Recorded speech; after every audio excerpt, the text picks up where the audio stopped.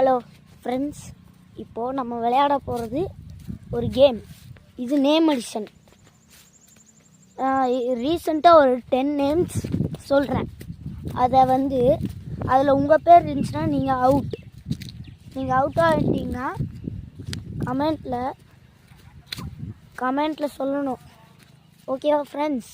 இப்போது ஆரம்பிக்கலாமா? இப்போது முதல் நேம் பிரியா, ரெண்டாவது ராஜ், மூணாவது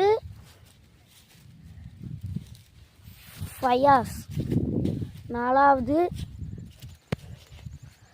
பிரித்திஷ், அஞ்சாவது கோகுல், ஆறாவது ஹரி, ஏழாவது மோகன், எட்டாவது மாரிமுத்து, ஒன்பதாவது திருமுலை சாமி, பத்தாவது